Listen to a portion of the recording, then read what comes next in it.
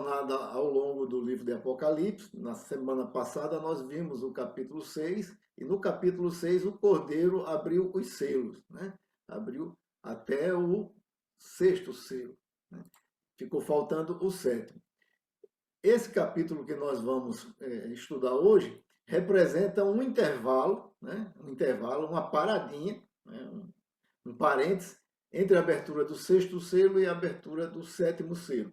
E o sétimo selo vai trazer as trombetas. Então, vai ser um outro ciclo de eventos em Apocalipse.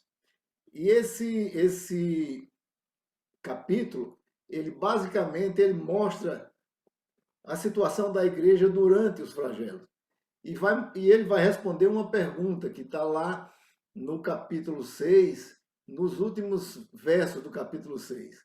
Né? Quando cai o flagelo, chega aí e os ímpios diziam aos montes e rochedos: caí sobre nós, escondei-nos da face do que está assentado no trono e da ira do Cordeiro, porque chegou o grande dia da ira deles. Quem poderá subsistir? Esse capítulo responde essa pergunta também. Quem vai subsistir ao terrível juízo que Deus vai derramar sobre a terra? Né? Os flagelos no livro de Apocalipse. Né? Ele vai mostrar como a igreja vai ser guardada durante esse período, né? Como é que a igreja vai se comportar. Né? E ele tem dois momentos, né? Um muito parecido com o capítulo de 1 a 3, né? Aliás, o capítulo 4, um momento na terra e um momento no céu. A primeira parte do capítulo, deixa eu voltar aqui, que vai até o verso 8, é uma cena na terra. Do 9 ao verso final, 17, é uma cena no céu. Eu vou ler a primeira parte do capítulo, que seria, em algumas Bíblias, seriam os 144 mil selados de Israel. Cada Bíblia coloca um subtítulo nessa seção. Mas eu vou ler aqui na versão Almeida atualizada.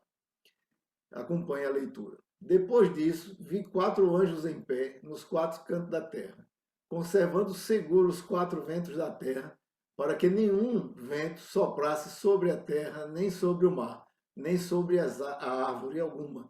Vi outro anjo que subia do nascente do sol, tendo o selo do Deus vivo, e clamou em grande voz aos 4 anjos, aqueles dos quais fora dado fazer dano à terra e ao mar, dizendo: não danifiqueis nem a terra, nem o mar, nem as árvores, até selarmos na fronte os servos do nosso Deus. Então ouvi o número dos que foram selados, que eram 144 mil de todas as tribos dos filhos de Israel. Da tribo de Judá foram selados 12 mil. Da tribo de Ruben, 12 mil. Da tribo de Gade, 12 mil. Da tribo de Aser, 12 mil. Da tribo de Naphtali, 12 mil. Da tribo de Manassés, 12 mil. Da tribo de Simeão, 12 mil. Da tribo de Levi, 12 mil. Da tribo de Isacar, 12 mil. E da tribo de Zebulon, 12 mil. Da tribo de José, 12 mil. E da tribo de Benjamim foram selados 12 mil. Então, os anjos, né, os flagelos estão para serem derramados sobre a terra. Né? A terra aqui é vista como se fosse uma forma quadrada, um anjo em cada extremidade da terra, né, os pontos cardeais. E esses anjos, no momento final de soltar os ventos da destruição, um outro anjo vem do nascente e diz: pare aí, não danifiquem ainda a terra, nem o mar, nem as árvores. Esperem, né? Precisamos selar os servos do nosso Deus. Então, a primeira questão, né? Os servos do nosso Deus. E em seguida ele enumera, diz que foram selados 144 mil de todas as tribos dos filhos de Israel. E aí fica uma questão, né? Esses 144 mil selados suscita muito debate na interpretação do livro de Apocalipse. Os testemunhos de Jeová vão ter uma visão, os dispensacionalistas vão ter outra visão, né? Nós aqui vamos ter outra visão. Então, vários estudiosos, vários grupos de cristãos interpretam esses 144 mil de uma forma distinta, né? Mas antes de chegar nos 144 mil, seria interessante a gente comentar sobre o que significa o selo do Deus vivo, né? Por que somos selados? Por que esses crentes seriam selados antes dos flagelos serem derramados sobre a terra, né? Os irmãos já se pensaram o significado de um selo para nós hoje? O que é selar, né? Os que têm uma idade um pouco como eu, Rubens, né, que estão aí na faixa de 50, 60, nós sabemos que selávamos carta, né? Eu ainda cheguei nesse tempo, né? Selava carta. Alguns que têm mais quilometragem selavam documentos, né? Chegavam lá no cartório com um contrato, uma escritura, havia um selo coladinho e tal. Mas mesmo nós, que estamos nessa situação, digamos assim, com a experiência de ter usado selo, nós não temos uma visão completa, né? Deixa eu ver aqui, eu estou tentando, eu vou compartilhar uma tela aqui. Apareceu a tela? Ok. Então, vou prosseguir aqui então. Então, apareceu a tela. Posso baixar aqui. Ok. Bom, aqui é uma ideia do que é um selo, né? Na antiguidade, os selos eram utilizados com várias finalidades, né? Chegou alguém. Uma das finalidades do selo era lacrar um documento, né? Um documento que você quisesse que uma pessoa não autorizada não tivesse acesso, né? Você podia lacrar um documento. Você também poderia usar o selo para, de certa forma, autenticar o documento, né? No passado, mesmo no Brasil, um diploma, um documento importante, ele era selado com um sinete, né? Era uma marca que tinha um brasão, né? E isso dava autenticidade ao documento. Mas o selo, a ideia principal do selo, vocês estão vendo aí uma gravura que é um selo que foi encontrado em Israel, se eu não me engano, no ano entre 2017 e 2019, né? Esse selo é o selo do rei Ezequias, né? Um rei que pouco se conhecia sobre esse rei na história, não tinha uma comprovação firme da existência desse rei. Então, muitos historiadores imaginavam que esse rei não existia, né? O rei Ezequias, e esse selo aqui, ele é um selo que é muito interessante. O que é que esse selo diz aqui? Ele diz: Ezequias, filho de Acais, rei de Judá, né? Guardem bem essa frase aqui, né? Ela tem um significado no livro de Apocalipse também, né? O rei se identificou, disse o nome do seu pai e disse a sua função. Mais ou menos o que a gente diz, a Bíblia sempre diz, né? Noé, filho de fulano, e o que é que ele faz? As pessoas se identificavam também na antiguidade com essa forma de se identificar, né? O lugar em que era o ofício. Então, o selo tinha três, digamos assim, funções principais. Proteger contra adulteração, basicamente, esse documento só seria aberto, né? O mensageiro levaria o documento sem abrir, sem adulterar o documento, sem rasurar, até o seu destinatário, e o destinatário teria certeza de que ninguém abriu nem mexeu no documento. Então, essa é a primeira função que você está vendo aqui. Ele tinha uma função também de marcar propriedade, né? Esse selo do rei Ezequias foi encontrado num depósito, né? Num bairro de Israel, né? Um depósito que era um depósito de produtos do rei. Tinha lá ânforas de vinho, tinha ânforas de azeite e outros objetos. Então, cada ânfora dessa, que era na verdade uma jarra, ela era lacrada com esse selinho. A tampa um cordãozinho, né? O selinho era uma bolotazinha de argila ou de cera, né? E enquanto mole, vinha lá o oficial com o selo do rei e fazia essa marca. Então, significava que aquele objeto era propriedade do rei, né? E de que rei? Acais, né? Ezequias, filho de Acais, rei de Judá. Então servia para marcar a propriedade. E também para certificar a autenticidade de algo, né? Um documento selado para tipo uma assinatura. No Antigo Testamento você vai ter, por exemplo, o profeta Jeremias, né? Lá em Jeremias 32, 10, diz assim: assinei a escritura, fechei-a com o selo, chamei as testemunhas e pesei o dinheiro na balança. Então ele assinou a escritura, lacrou a escritura na frente de testemunhas. Então, o selo tinha 3 funções principais, né? Proteger de adulteração, né? O túmulo de Jesus, né? Os sacerdotes e fariseus com medo, né? Que os discípulos de Jesus roubassem o corpo e depois espalhassem a notícia de que ele ressuscitou, pediram a Pilatos uma guarda e selaram a rocha, né? Do templo lá de Arimateia em que Jesus foi sepultado. Então, era uma garantia de que ninguém iria mexer sem você saber, né? Então, o selo tinha a função de proteger a integridade do material contra a violação, né? Tinha a função de marcar a propriedade, né? E também certificar que uma coisa era daquela pessoa, né? E o selo que está sendo utilizado aí é um selo parecido, né? O selo, aqueles 144 mil que vão ser selados, né, na cena do Apocalipse, eles vão receber o selo com essas 3 funções, né? Eles vão receber o selo para ser protegidos. Você vê, no próprio livro de Apocalipse vai dizer mais à frente que quando os escorpiões surgem na terra e vão causar dano aos homens, eles não vão atacar quem estiver selado. Então o selo vai proteger esses crentes, né? E no caso aqui, o selo é aplicado nessas 3 funções, né?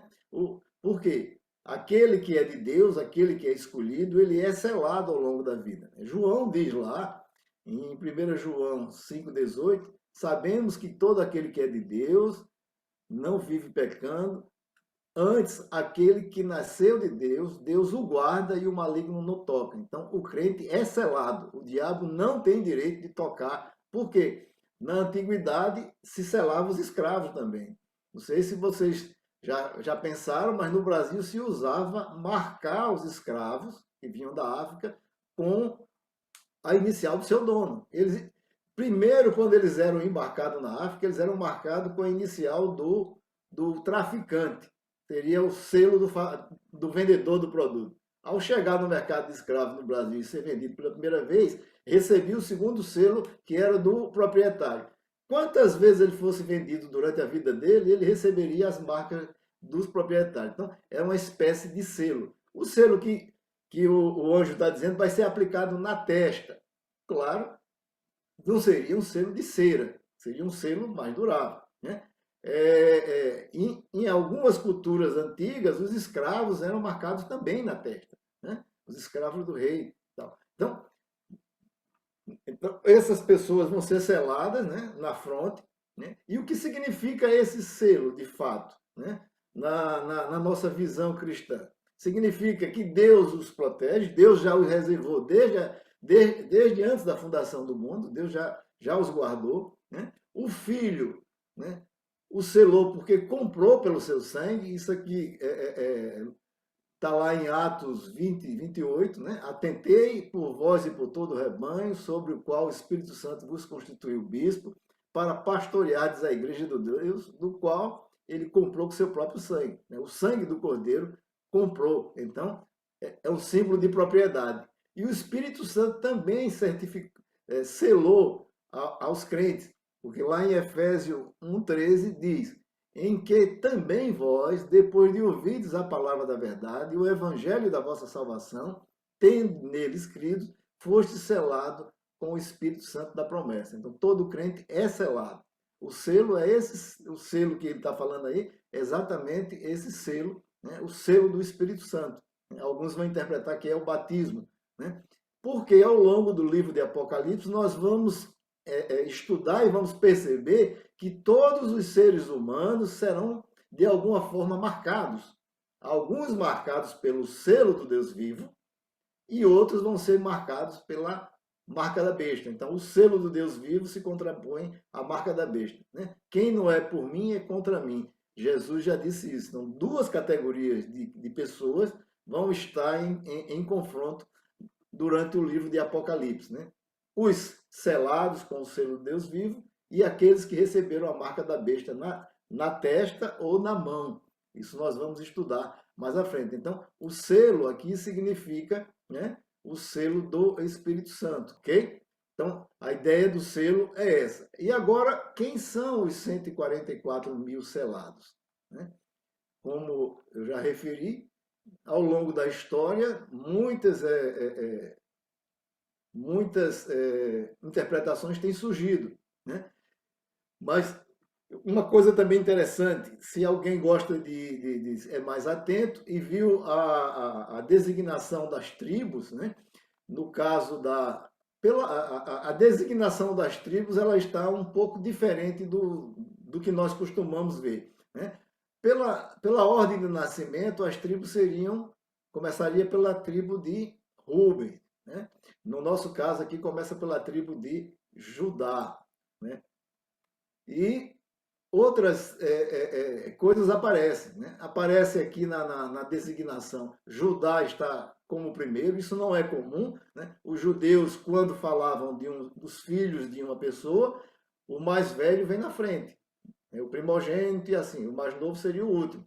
É essa a ordem natural, né, tradicional dos judeus nomearem as tribos era essa aqui, Rubem, Levi, Simeão, Judá seria o quarto, é isso? E cadê? Aliás, não, a ordem dos filhos é essa. Em alguns lugares você vai ver isso aqui. Mas era comum nomear as tribos pela ordem das mães, né? Primeiro Lia, depois Raquel, depois as servas das duas. E a ordem tradicional era essa: Rubens, terminando por Naftali. No livro de Apocalipse, há uma subversão nessa ordem, né? Judá, em vez de ser o quarto, é o primeiro. E por que isso? Primeiro, porque ele é o Messias, né? É a tribo que veio o Messias. E segundo, já na bênção de Jacó, Jacó nomeou Judá como primogênito. Ele destituiu Rubens, porque Rubens coabitou com uma de suas concubinas, eu não sei exatamente o nome, se foi a Zilpa, acho que parece que foi a Zilpa, né? Ele teve relações com uma concubina do pai, o pai o destituiu. Levi e Simeão massacraram os homens de Siquém de forma covarde, então eles envergonharam o pai, então eles perderam a primogenitura. Mas tudo isso estava estabelecido pela providência de Deus. Então, mas aqui, nessa nomeação, ele aparece porque Judá é a tribo do Messias, né? E um estudioso descobriu que se o finalzinho do capítulo 6, versículos 6 e 7, fosse deslocado para o 8, no texto dos 144, a ordem seria parecida com a ordem tradicional, né? O que é que aconteceu aqui? A tribo de Dan, né, foi suprimida, né? Essa tribo.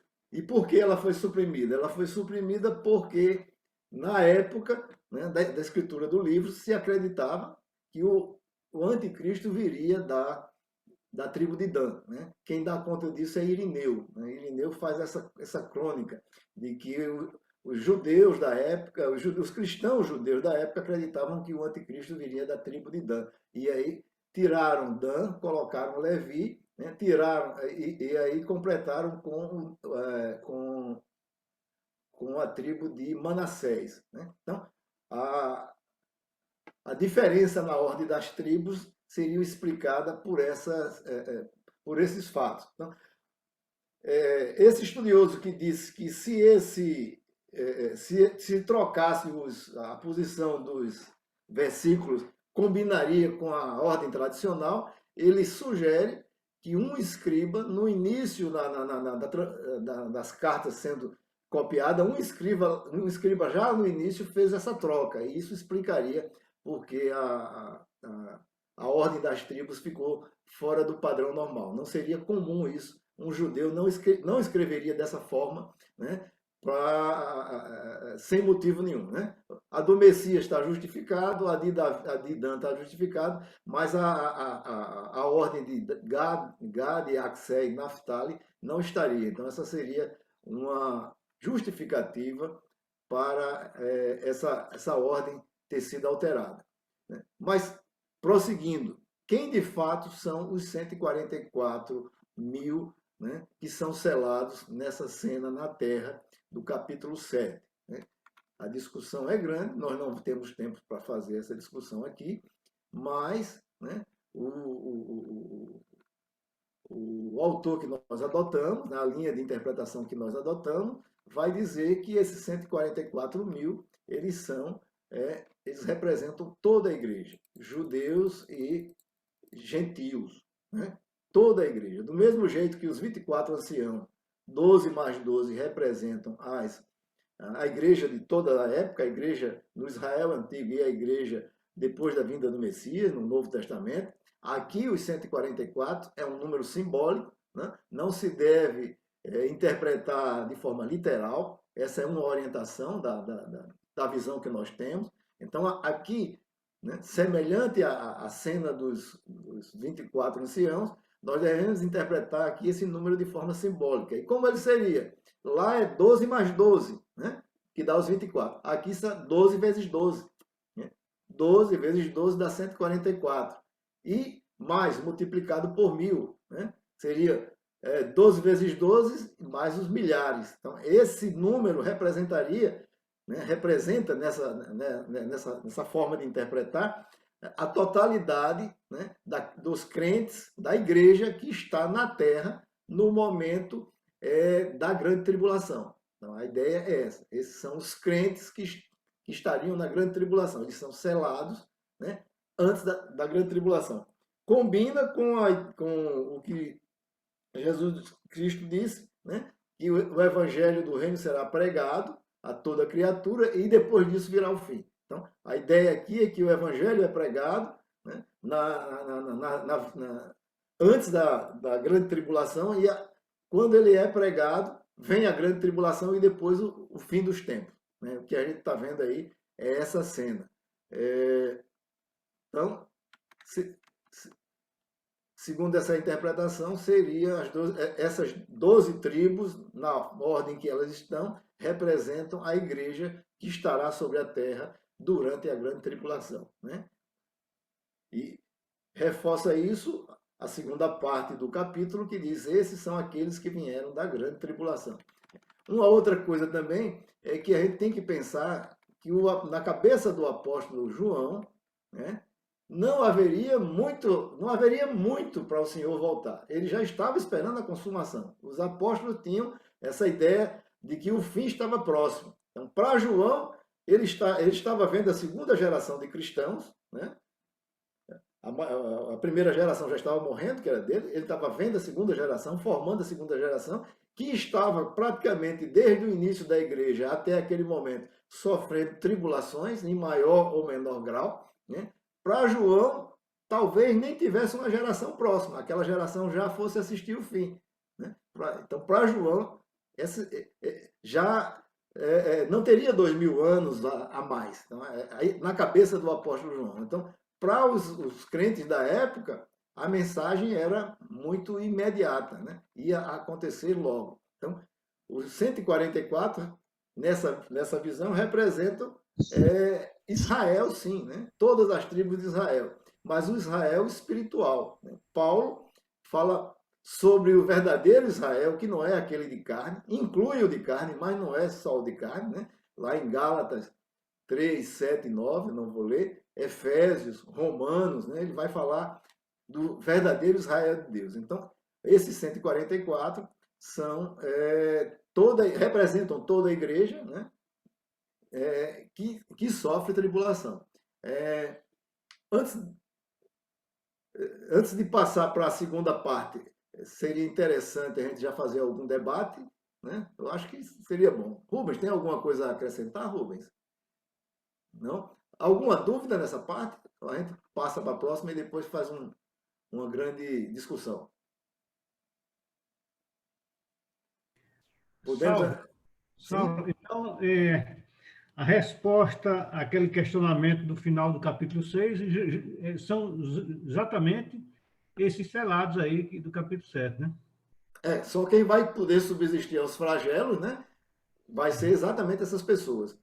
Já é uma resposta para a pergunta lá dos ímpios. Exatamente, Sibaldo. Perfeito, é isso aí.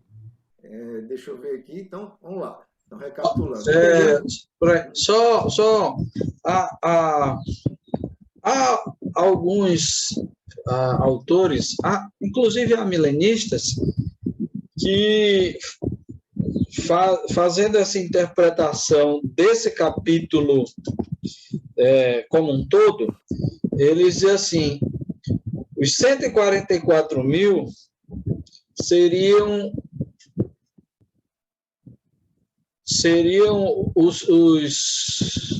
a igreja do Antigo Testamento, ou seja, a igreja, os judeus que se convertem, sejam tanto no Antigo Testamento quanto no Novo Testamento. E esse número, ele confronta com o número seguinte que vem que seria, a partir do versículo 9, seriam os crentes gentios. Então, aqui no capítulo todo, nós teríamos toda a igreja. A primeira parte, os judeus que se convertem, a segunda parte, os gentios. É só uma pequena variante. No fim das contas, fica tudo a mesma coisa, porque alguns dizem, a que você assumiu os 144 mil representariam toda a igreja, judeus e gentios. Outros dizem aqui, esses primeiros versículos dão conta dos crentes judeus e, a partir do versículo 9, os crentes gentios. No fim, é tudo a mesma coisa. De fato, o capítulo 7 como um todo trata da igreja como um todo. A igreja tanto do Antigo Testamento quanto do Novo Testamento. Judeus e gentios. Lembrando que durante toda a história sempre houve judeus que se converteram, judeus que reconheceram que Jesus era o Messias. Não em uma quantidade assim astronômica, mas sempre houve. Nunca nenhuma geração deixou de ter judeus que se convertessem genuinamente. Não estamos aqui falando daquela conversão forçada que os judeus se viram forçados a se converter e eles continuavam secretamente praticando o judaísmo. Não é isso, mas que, genuinamente sempre houve judeus em todas as gerações que se converteram. Certo, ok. É verdade. Na verdade, o que a gente vê estudando a história do Israel Antigo era uma nação basicamente ímpia, né? Com um remanescente fiel no meio dela, né? Tanto no norte quanto no sul, né? Só que no sul eles, digamos assim, eram mais zelosos, né? Mais puristas, né? No norte nem tanto. Mas eles sempre, o remanescente fiel, o crente é uma minoria, mesmo entre os judeus do Antigo Testamento, né? São poucos, né? Muito poucos. Você tem Esaú e Jacó, metade ali já está fora, e por aí vai, né? Um bocado deles. Então, muitos. Não, e só para ver uma ideia do selo, lá em Ezequiel capítulo 9, Ezequiel tem uma visão que, nessa visão lá no 9, 4, 6, ele diz o seguinte: o Senhor disse-lhes, passa pelo meio da cidade, pelo meio de Jerusalém, e marca com um sinal na testa dos homens que suspiram e gemem por causa das abominações que se cometem no meio dela. Enquanto eu escutava, ele disse aos outros: passai pela cidade atrás dele e executai a matança. Não tem dó nem compaixão. Matai moços, moças, criancinhas e mulheres, até exterminá-lo. Mas não vos aproximeis de ninguém que tenha o sinal. E começai pelo meu santuário. Então começaram a matar os anciãos que estavam no templo. Quer dizer, os mais idosos, os mais experientes estavam no templo e faziam abominação. Então, e aí, lembrando agora também, o negócio do selo, né? No antigo Egito, no Egito, no período em que Moisés estava tirando os judeus do Egito, o que é que aconteceu com a praga dos primogênitos? Né? Deus mandou que os israelitas matassem um cordeiro pascal, marcassem o umbral das portas, e na noite o anjo que veio para ceifar os primogênitos, ceifaria primogênito de qualquer um, né? Israelita, não israelita. Quem foi preservado? Quem tinha a marca no umbral, a marca de sangue. Então aquilo é uma espécie de selo, né? O sangue do cordeiro selou e salvou aquela família de perder o seu primogênito. Essa é a ideia. Vamos começar agora na parte 2, né? A visão na terra a gente já comentou um pouco, e vamos para a visão dos glorificados. Vou ler agora do 9 ao 17. Depois dessas coisas, vi e eis grande multidão que ninguém poderia enumerar, de todas as nações, tribos, povos e línguas, em pé diante do trono e do Cordeiro, vestidos com vestiduras brancas, com palmas nas mãos e clamando em grande voz, dizendo: ao nosso Deus que se assenta no trono e ao Cordeiro pertence a salvação. Todos os anjos estavam de pé, rodeando o trono, os anciãos e os 4 seres viventes. E ante o trono se prostraram sobre o rosto e adoraram, dizendo: amém. Louvor e a glória e a sabedoria e as ações de graças e a honra e o poder e a força sejam ao nosso Deus pelos séculos dos séculos. Amém. Eita, caiu aqui. Então um dos anciãos tomou a palavra, dizendo: estes que se vestem de vestiduras brancas, quem são e de onde vieram? Respondi-lhe: meu senhor, tu o sabes. Então ele me disse: são estes os que vêm da grande tribulação. Lavaram suas vestiduras e as alvejaram no sangue do Cordeiro. Razão porque se acham diante do trono de Deus e o servem de dia e de noite no seu santuário. E aquele que se assenta no trono estenderá sobre eles o seu tabernáculo. Jamais terão fome, nunca mais terão sede, não cairá sobre eles o sol nem ardor algum. Pois o Cordeiro, que se encontra no meio do trono, os apacentará e os guiará para as fontes de água viva. E Deus enxugará dos olhos todas as lágrimas. Então, essa segunda visão mostra agora os glorificados, né? Aqueles que foram santificados. Né? Eles tem vários símbolos aqui que mostram isso.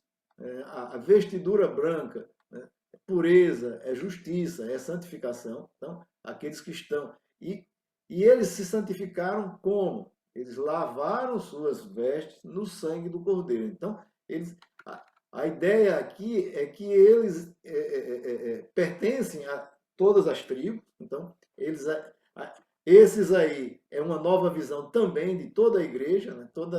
Todos os salvos, né, estão aqui de pé, né, de frente ao Cordeiro, e eles confiaram no Cordeiro para a sua redenção. Então, eles lavaram as suas vestes brancas, né, no sangue do Cordeiro. Né? Ou, em alguma tradução, você dizer, lavaram suas vestiduras através do sangue do Cordeiro. É por meio do sangue de Jesus Cristo que nós somos lavados dos nossos pecados. Então, nossas vestiduras de imundície, de impureza, né,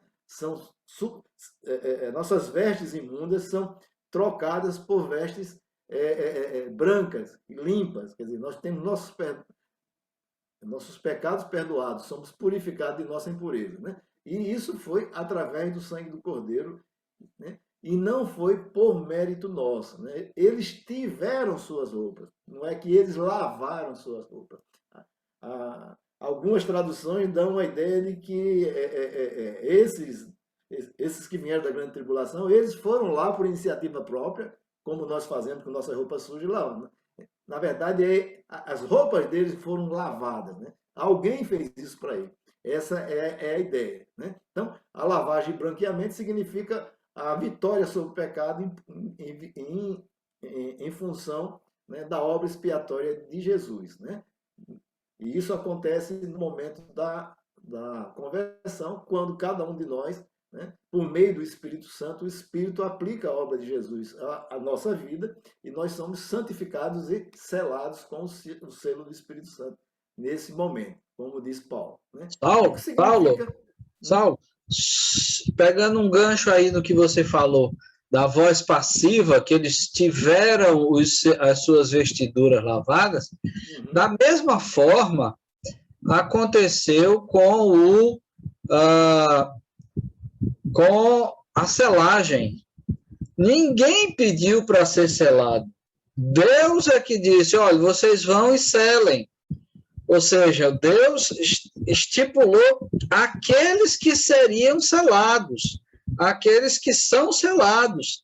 E os anjos foram lá e selaram. Ou seja, a selagem é passiva também. O anjo vem e sela. Né? Não é ninguém que chega e diz, ei, eu quero selo aí. Né? É Deus como a fila da vacina, né? Exato. Não, você é selado, inclusive, sem querer. Né? Eu tenho essa experiência. Você é selado sem querer ser selado. É impressionante isso. Então, a ideia é essa, né? É a voz passiva. Em algumas versões, dá a entender que eles foram lá e, né, foram para a fila e chegaram lá e lavaram no sangue, né? Como se faria no templo, né? Eu queria me purificar, levava o cordeirinho, e aí oferecia esse cordeiro pelo meu pecado, e era digamos assim, esse perdão era provocado por mim mesmo. Então, aí, a obra expiatória de Cristo, ela é aplicada a nós, né, sem o nosso consentimento, né? Ela vem determinada, né? Aqueles, sele estes, e pronto. Essa é a ideia mesmo, ok? As palmas na mão é um sinal de vitória e alegria depois de uma guerra, né? Venceu os inimigos debandaram, a cidade foi salva, havia um festejo, né? As pessoas faziam uma procissão com palmas na mão, né? Um rei era coroado, no caso, Jesus, quando é recebido com, né, Hosana que vem da altura, eles estavam recebendo ali o Messias, né? Ele ia assumir o seu trono de Jerusalém. Ali a ideia era essa, né?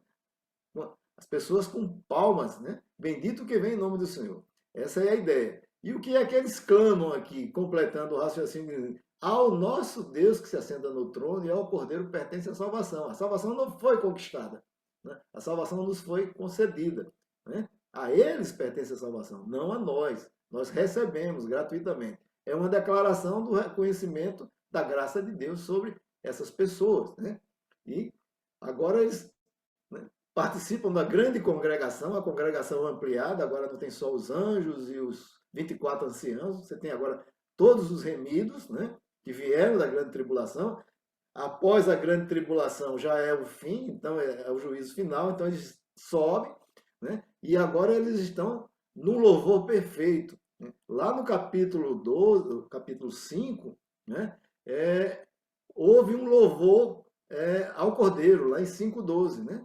Eles proclamavam, digno é o Cordeiro que foi morto, de receber o poder, a riqueza, a sabedoria, a força, a honra e a glória. Né? Um louvor cético, né? Com 7 atributos sendo tributados ao Cordeiro. Aqui o louvor é ao Cordeiro e o que se assenta, ao que se assenta no trono é ao Cordeiro. Então o louvor tem os mesmos termos, acho que só muda um termo, mas amém, o louvor e a glória e a sabedoria e as ações de graças, a honra, o poder e a força sejam ao nosso Deus pelos séculos dos séculos, amém. Então, esses que vieram da grande tribulação, que tiveram suas roupas lavadas no sangue do Cordeiro, agora participam do louvor eterno, né? E a resposta da pergunta 13, que João faz, né? João certamente sabia de onde eles vieram, né? João tinha visto muitos serem mortos, né? Sabiam que todos os seus amigos do colégio apostólico tinham morrido, né? De perseguição, morte violenta. Eles sabiam que muitos desses fariam parte dessa multidão que ele estava vendo. Mas ele gostaria de ouvir do ancião, né? Por isso que ele diz, tu os sabes, né? Eu gostaria de saber mais. A multidão veio de uma desigual tribulação, né? Na cabeça de João, era a primeira e segunda geração de cristãos que estavam ali, né? E se ele está vendo o fim dos tempos, seria inclusive ele, né? Ele estaria naquela congregação. Ele não sabia, na cabeça dele o fim estaria muito próximo, né? Mas, para nós que estamos a 20 séculos de distância, né? Você pode, inclusive, colocar seu nome nessa lista daqueles que estarão lá com palmas e vestiduras brancas, né? Os crentes glorificados, né? Fazendo o louvor eterno. E nessa...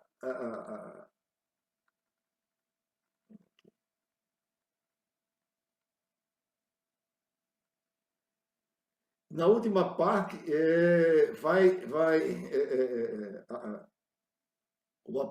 João relata que Deus vai enxugar suas lágrimas, Deus vai, como é que chama? Estender seu tabernáculo sobre todos aqueles que estão ali, né? Lembrando que lá no capítulo 6, né, no 6º selo, o céu se recolhe como pergaminho. Então, os ímpios ficam sem teto, né, ficam desamparados, aterrorizados, quando eles clamam, né, a ira do Cordeiro, de Deus e do Cordeiro. E aqui, os santos, né, redimidos, eles vão viver debaixo da tenda do tabernáculo do Deus vivo, né? O apóstolo Pedro fala disso, né? Que quando ele fala em novos céus e nova terra, onde não haverá mais sofrimento, não haverá pecado, não haverá choro, né? E lágrimas. É exatamente essa cena que está replicada aqui nos versículos 16 e 17, né? E mais, né?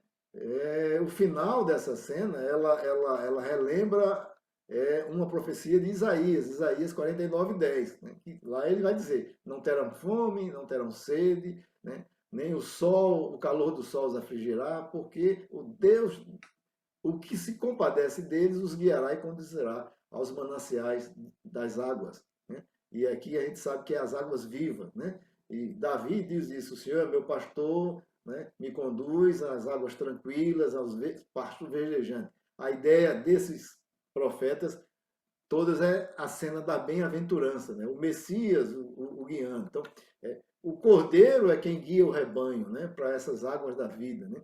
Então, ele é apresentado como pastor e guia, né? Cumprindo aquelas promessas feitas aos profetas, a Davi e a Isaías, dentre outros, né? E essa cena, ela é toda uma cena celestial, né? E que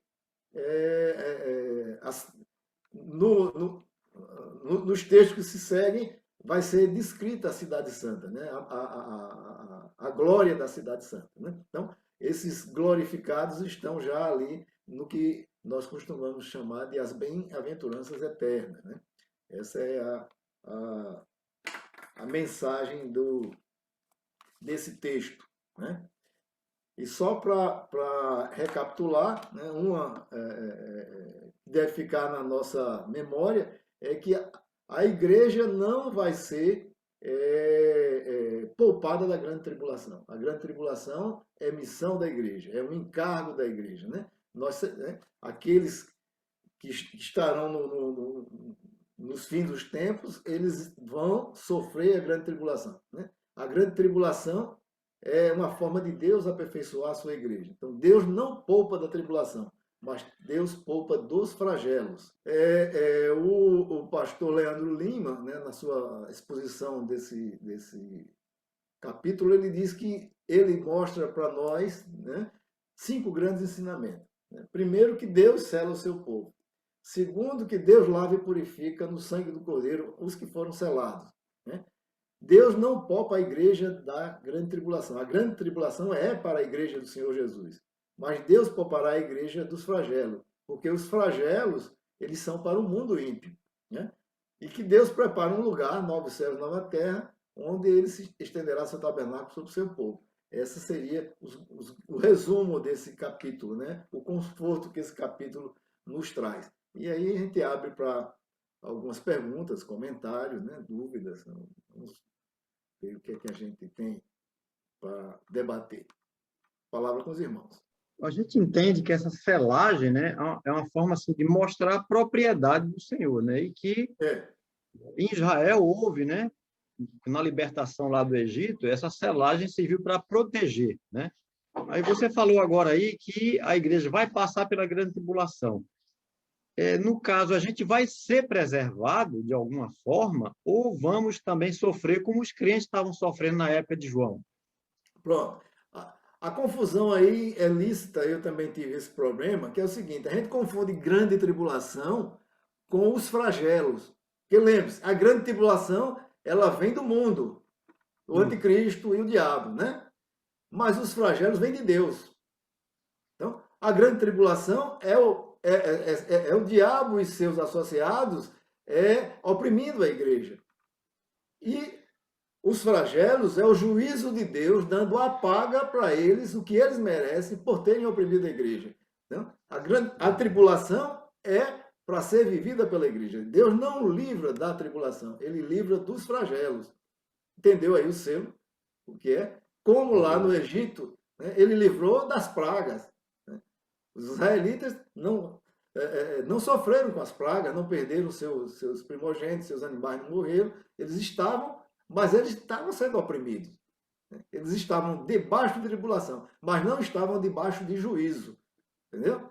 Tribulação é a forma que Deus vai, utilizando o diabo e o mundo, purificar a sua igreja. A igreja é purificada pelo fogo da tribulação. Né? Tanto é que os apóstolos os apóstolos vão falar muito da tribulação. Perseverança, fé, firmeza, né? Ele vai dizer, tereis aflição. Né? Mas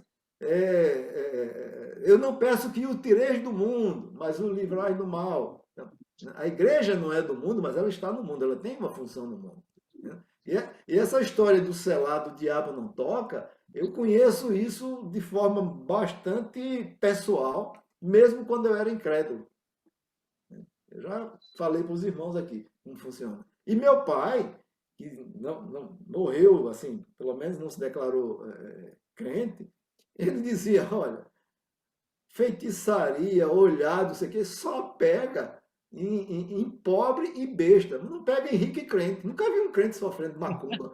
Faça macumba para um crente. E olha que eu morava num lugar que tinha, nos 4 cantos tinha terreiro de macumba. Na sexta-feira você nem dormia, né? De barulho e tal. Mas ele já sabia que, né, que o crente não tinha, o macumbeiro não gastava, não perdia tempo com o crente porque não dava certo.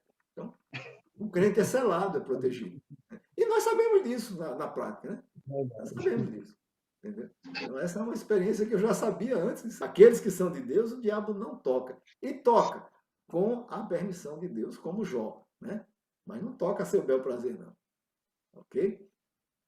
Acho que consegui esclarecer, Tessiano? Com certeza, é isso aí. Essa distinção é interessantíssima, né? E ela é sutil, às vezes a gente se complica, né? Isso, A gente vê o flagelo, né? Afetando toda a humanidade, né? Mas a gente está no meio da humanidade, mas o flagelo não é para nós, é para o mundo que não está selado. Os selados não serão afligidos, como os israelitas no Egito que pintaram com o sangue do cordeiro as suas portas. Se algum deles não pintasse, teria sido. E o flagelo também serviu para libertar o povo de Israel, quer dizer, ele se virar para nos libertar desse jugo. Exatamente. Ok. Pronto, é isso mesmo, Pessiano. Paulo, é Cláudio aqui. Uhum. O seguinte, você pode observar que o Novo Testamento usa o termo grego tríplices sempre para a tribulação vinda da parte do perseguidor de nossas vidas, sei lá, das forças das trevas. Mas quando ele vai falar da ira de Deus, ele sempre usa timos e orge, né?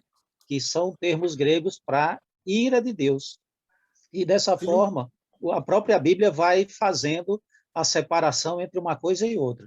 Uma coisa é a grande tribulação, ou tribulações, e outra coisa é a ira de Deus através de flagelos, de juízos, etc. Né?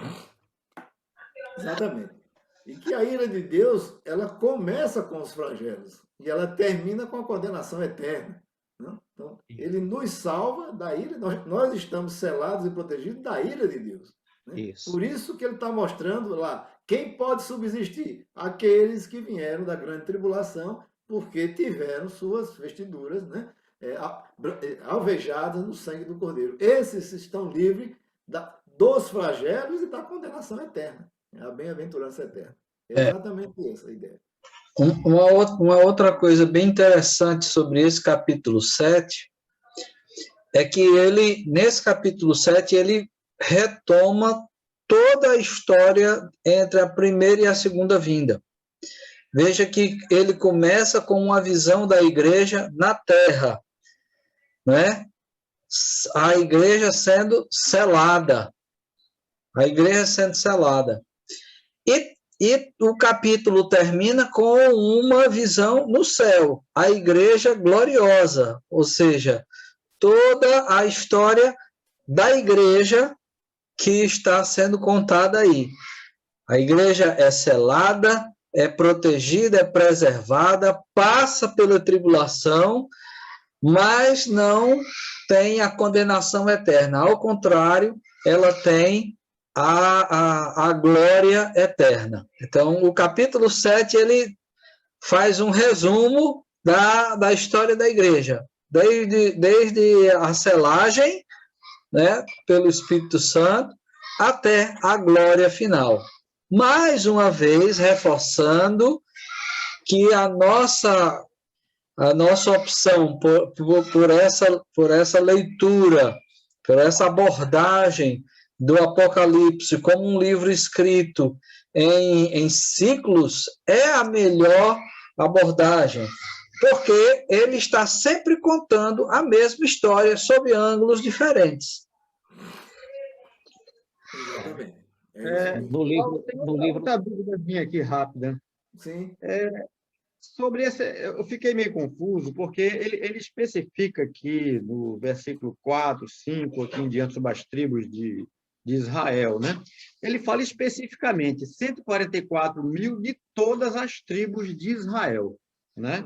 Ele especifica muito bem aqui. Então, talvez seja essa confusão que muitas correntes, né, de interpretação vêm dizer sobre isso, aí, dizendo, não, é uma segunda chance ao povo de Israel, especificamente, Sim. né?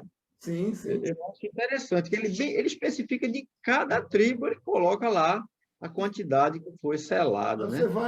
Você vai chegar na descrição da Jerusalém, né? Jerusalém tem 12 portas, cada porta tem o nome de um dos patriarcas, mas mas os fundamentos são os apóstolos, os 12 apóstolos, entendeu? Mas o muro tem 144 côvados de altura.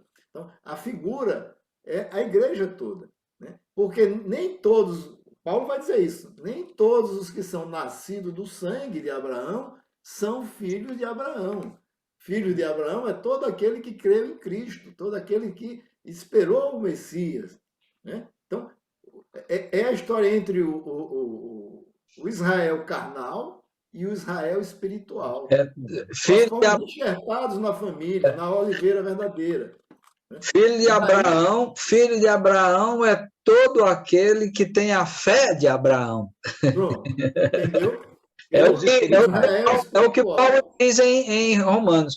Uma outra coisa também importante dizer que eu estava lendo, acho que é Hendrickson que fala, assim, Israel era a igreja do Antigo Testamento e o Israel hoje se manifesta na igreja. O Israel verdadeiro se manifesta na igreja. Ele diz mais ou menos assim, Rubens, que no Antigo Testamento era a igreja em forma de Israel e no Novo, Israel em forma de igreja, né? Sim, exatamente. Fazer esse trocadilho, é isso mesmo. Eu queria só fazer uma colocaçãozinha muito interessante que eu ouvi no livro do William Hendrickson, é que ele falando sobre a questão dessa... Você, inclusive, Saulo, já abordou a questão da ordem das tribos e de suprimir as tribos de Efraim e Dan, né? Ele lança uma pergunta no ar que eu achei interessantíssima e o argumento dele é muito bacana. Ele diz assim, se de fato eles aqui, João, no Apocalipse, estava se referindo ao Israel étnico, literal, seria possível que das tribos de Efraim e Dan não tivesse um salvo sequer? Porque ele suprimiu essas tribos. É verdade. Mas esse argumento, para mim, foi muito interessante, né? É. O que me leva a crer que realmente a mesma multidão da visão aqui dos versículos 1 ao 8 ser exatamente a mesma multidão dos versículos 7 aí ao 14, 15. Eu penso assim também. É verdade. E uma outra coisa também interessante é que é o seguinte, para Deus, o número dos crentes, o número dos predestinados, o número dos eleitos, é um número certo e exato que ele conhece. Sim. Isso é o que significa 144 mil. Porém, na nossa perspectiva, é uma multidão incontável e inumerável, milhares de milhares e milhões de milhões. Não sabemos quantos são. E aí, a gente não sabe, mas Deus sabe que é o número certo. Sabemos que são muitos, mas não sabemos quantos são. Por isso, quando ele diz a Abraão, olha as estrelas do céu, né? Isso. Assim será a tua descendência. Serão como a areia do mar, incontáveis. Para Abraão é incontável, mas para Deus não é. Né? E ele diz mais, em ti serão benditas todas as famílias da terra. Então, a multidão é de toda tribo, língua, povo e nação. Quer dizer, de todas as tribos da terra. Não é só... Inclui os judeus, mas são todos. Então, ele está dizendo para Abraão, os teus descendentes, né? Os judeus não são tão numerosos assim, né? Na verdade, hoje, os judeus é menos de 0,3% da população mundial. É mínimo, uma coisinha de nada. Os judeus, na verdade, são uma tribo, uma só, pequenininha. Né? Pega o Brasil e Israel para ver quantas vezes nós somos maior do que ele. Né? Acho que muitas vezes. É bem verdade, né, que existem judeus espalhados pelo mundo aí afora, né? Que dá para somar com os que estão lá em Israel, né? Mas ainda tem mais um minutinho, ainda posso falar alguma coisa? Sim, pode, sim. É o seguinte, é que eu estava assistindo o Leandro Lima, que eu sou fã dos ensinamentos dele, né? E ele fala, ele abordando acerca desse capítulo 7, ele fala desse selo ou marca, né, do Deus vivo. Ele disse que esse selo é a coisa mais importante que pode existir na vida de um ser humano. Agora, a gente só se liga mais na marca, na outra, qual é? Apocalipse 13, 18, tal. Marca da besta. A marca da besta e tal. Ele disse que isso é tão tremenda a coisa que até no meio do próprio meio cristão, a gente só quer se voltar para essa outra maldita marca da besta, né? E não se dá conta de que nós estamos marcados pela marca ou selo de Deus. Achei isso interessantíssimo também. E outra coisa também é que, antes de Apocalipse falar sobre a marca da besta, ele fala sobre a marca do Cordeiro. Isso. Proteger o povo. Bem antes, a ordem de importância, né? Verdade. Fala primeiro dos benditos e dos outros que vão ter a danação eterna, como se dizia na Idade Média, né? Hoje a gente nem chama o cara de danado e nem sabe o que está dizendo, né? Mas se chamasse isso na Idade Média, você estava dizendo que o cara estava no inferno já. Né? Danou-se, foi para o inferno. O dano é eterno, a danação. Saulo, só uma perguntinha aí. Voltando um pouco para aquela questão de flagelos e tribulações, né? O que você se refere a flagelo é o que é descrito nas 7 trombetas e as 7 taças, não é isso? Sim, sim, exatamente. Ok. Lembrando bem que as tribulações são perseguições que a igreja sofre em toda a sua trajetória, né? E não os flagelos vindos da parte de Deus. Ok. E esses flagelos são os flagelos finais antes da volta de Cristo, né? A iminência da volta de Cristo vai ser derramada esses flagelos. Mas nós temos juízos parciais ao longo da história, né? Terremotos, epidemias, e aí o mundo sofre e o cristão sofre com o mundo. Porque o cristão sofre com o mundo e por causa do mundo, né? Então, os juízos parciais, digamos assim, as amostras grátis que vêm aí, né? Nós estamos sofrendo. E outra coisa, é o que está colocado lá no capítulo 6, um quarto da população, um quarto das águas doces, um quarto das águas salgadas, um quarto das árvores, um quarto dos animais, ou seja, são juízos parciais, não atingem toda a humanidade, não atinge toda a coisa, ou seja, são juízos parciais que mostram o juízo de Deus, a severidade de Deus, para alertar os homens sobre o juízo final, para que esses homens se arrependam. Porém, o próprio livro de Apocalipse diz que os homens não se arrependem e, pior, ficam mais ímpios ainda, em vista disso. Ou seja, isso é mais uma demonstração clara que a Escritura está ensinando de que o homem, por si mesmo, ele não quer Deus. O homem só deseja Deus quando Deus o sela, quando Deus trabalha no coração dele, quando Deus transforma o seu coração, transformando o seu coração de pedra em coração de carne, e é aí, então, que ele está apto a receber o dom da fé e ele pode, então, se converter. Ok. Como é que está aí nosso horário, Rubens? Estamos já em 11h13, né? 11h13. Já completamos, já passamos de 1 hora. Ok. Alguém tem mais alguma colocação, alguma dúvida, alguma coisa para a gente debater?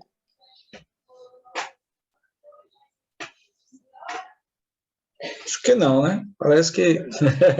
Okay. Então vamos encerrar. Vamos encerrar com a oração. Rubens, você encerra com a oração esse momento, agradecendo a Deus. Oremos. Deus eterno, santo, misericordioso, poderoso, glorioso, nós te louvamos, nós te bendizemos e te exaltamos por tua misericórdia e graça. Agradecemos ao Senhor Deus por esse livro do Apocalipse que nos ensina, ó Senhor, nos estimula, nos encoraja, ó Senhor Deus, sabendo que tu estás no controle de toda a história. E que tu tens, ó Senhor Deus, um final reservado e glorioso para a igreja. Nós te agradecemos por isso. Suplicamos que tu continues, ó Senhor Deus, a nos abençoar nesse dia e no restante das nossas vidas. Guarda-nos sempre fiéis a ti, ó Senhor Deus, andando sempre na tua presença. E abençoa-nos, é o que suplicamos pelo nome de Jesus. Amém. Amém. Ok, então, até a próxima semana, irmãos.